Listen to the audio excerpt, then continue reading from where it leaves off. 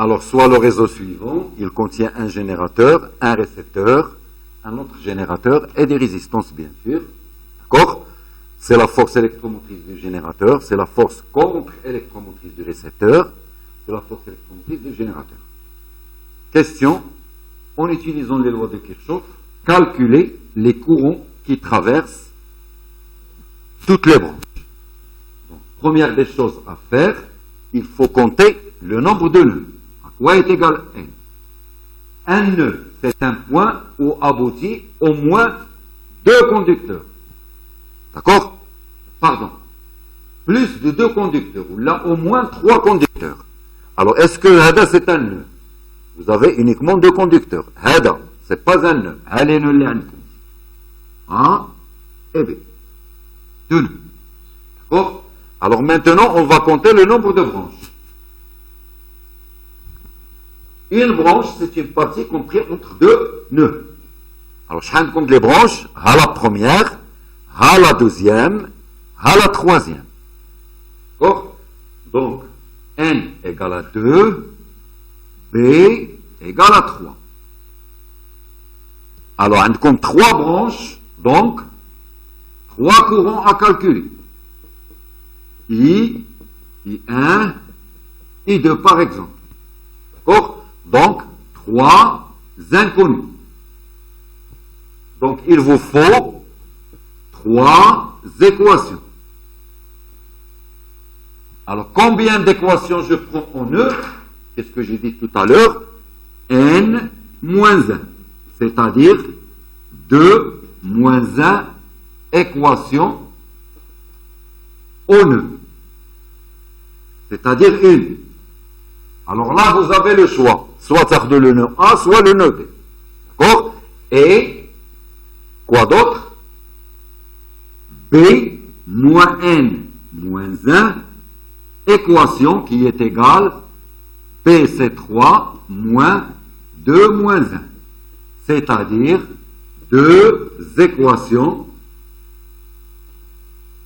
au mailles indépendantes. Alors, pour être dans le cas des mailles indépendantes, à la première maille, à la deuxième maille. Alors, qu'est-ce qu'il nous reste à faire? Il faut choisir des intensités de courant dans chaque branche. Et ces intensités, ils sont arbitraires. Par exemple, je prends ici I1, ici I, ici par exemple I2. D'accord? Je répète, ce sont des sens arbitraires. Donc je vais prendre une équation en E, alors soit le nœud A, soit le nœud B. Alors ça s'appelle le nœud A. La somme des courants entrants est égale à la somme des courants sortants. Je nomme les courants entrants I1 et I2. I1 plus I2 est égal à I. Première équation. Deuxième équation, deux équations en maille. Alors je vais prendre, il faut choisir un sens positif dans chaque maille. Par exemple, si je choisis celui-là comme sens positif, celui-là comme sens positif. Alors là, je répète, les sens des courants que j'ai choisis dans chaque branche, ils sont arbitraires. Les sens de parcours positifs sont arbitraires. Donc, c'est la maille A, B, D, C, A. Parce que je vais dans ce sens. L'autre maille, c'est la maille A, B, G, F et A. Alors maintenant, je vais dresser l'équation de la maille, la première maille A, B, D, C, A. Alors qu'est-ce que je rencontre? Vous avez la résistance 3 que multiplie I1. Est-ce que c'est positif ou bien négatif? On va la voir tout à l'heure. Et vous avez 4 que multiplie I2. D'accord? Vous avez comme force électromotrice 7 et vous avez comme force contre-électromotrice 4. Alors tout ça égale à 0. Maintenant, j'ai oublié de vous le dire, le fait de choisir comme sens de courant dans la branche AB ce sens, ça veut dire que la borne positive se trouve ici et la borne négative se trouve ici.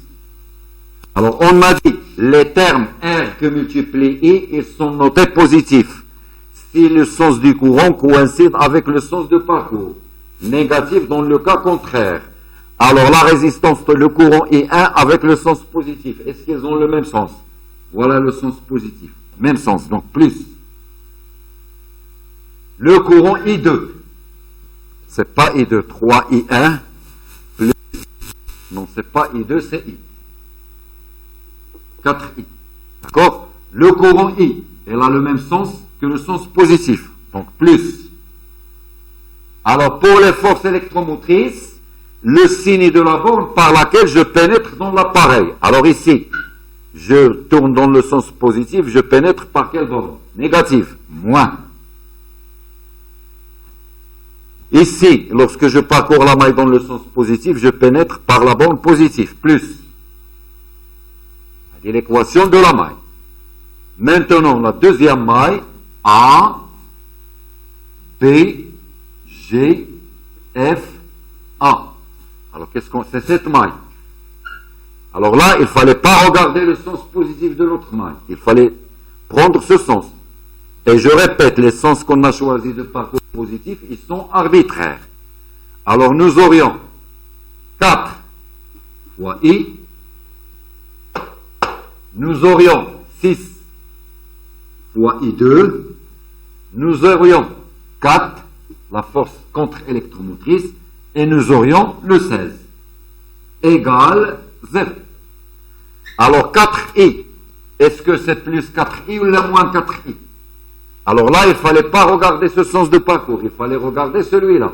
Donc le sens de parcours positif et le I, ils sont les mêmes. Plus, pour le 6, I2 vers le haut et le sens de parcours vers le haut. Plus, alors pour cette force contre-électromotrice, alors là, je pénètre par la borne positive. Plus, là, je pénètre par la borne négative. Moins. Et je fais mon système, que je vais le dresser correctement. Alors, nous avons ça. I1 plus I2 moins I égale à 0. Première équation. Deuxième équation. 3I1 plus 4I égale, les constantes, je vais les passer aux autres membres, moins 7 plus 4 moins 3, ça devient 3. Troisième équation, 4I plus 6I2 égale 4 moins 16 moins 12 égale à 12. C'est un système de 3 équations à 3 inconnues. Alors je répète, les sens de I1, I et I2, ce sont des sens arbitraires. Le sens de parcours dans chaque maille, c'est un sens arbitraire. Et on résout ce système. Si je trouve des intensités négatives, il suffit de dire que le sens qu'on a choisi initialement n'est pas correct. Il fallait choisir le sens contraire. Pause. Maintenant, on va résoudre ce système. Bien sûr, il y a plusieurs méthodes pour résoudre ce système. Alors, I, je vais déduire I à partir de l'équation 1. 1, 2, 3. Je vais déduire le I à partir de l'équation 1 et je vais la remplacer dans l'équation 2. Qu'est-ce que j'aurai? I égale I1 plus I2. L'équation 2 devient 3I1 plus 4I, I1 plus I2 égale à 3. L'équation 3 devient 4I, c'est 4 facteurs de I1 plus I2 plus 6I2 égale à 12. C'est-à-dire, je m'intéresse à l'équation 2 et 3.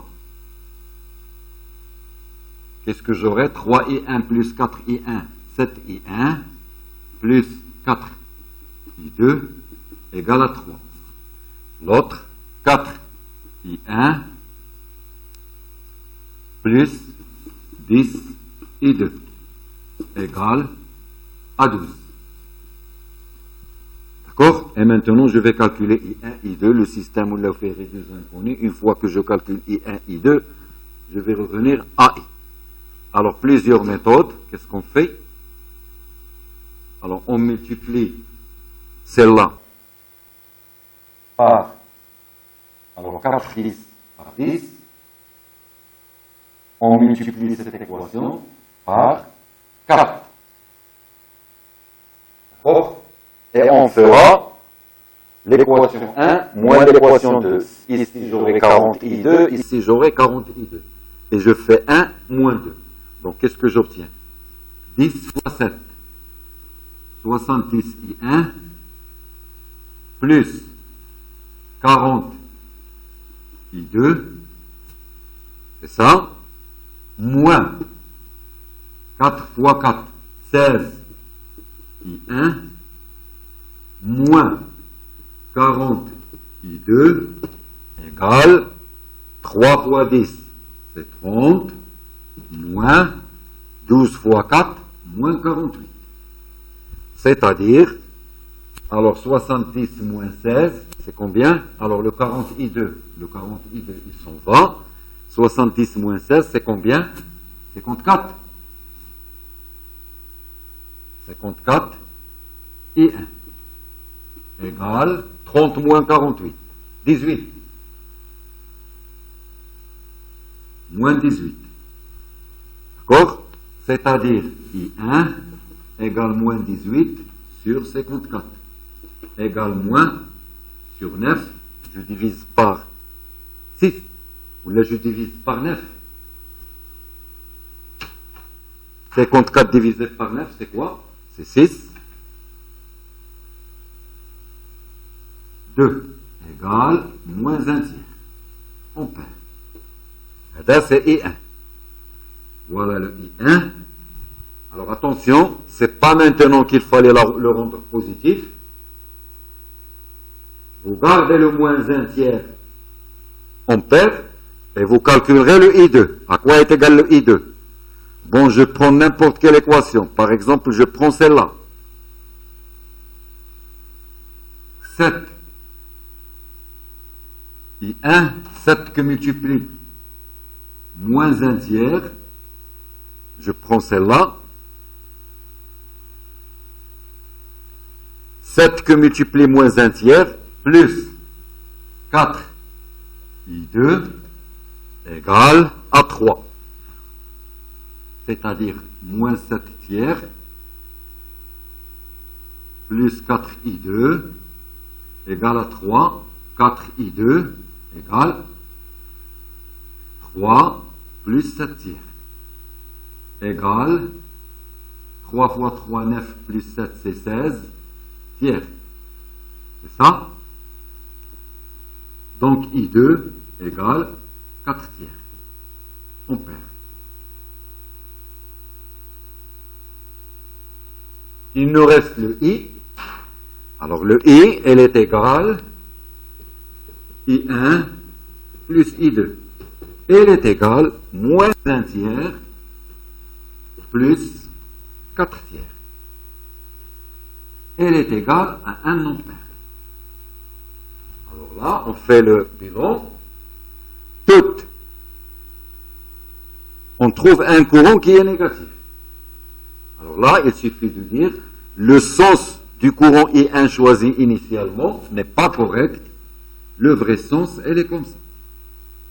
Et là, j'aurai I1 égale à 1 tiers, I2 égale 4 tiers, I3 égale à 1 ampère. Et c'est terminé. C'est pas la peine de refaire le calcul. Donc, je m'arrête pour cet exemple.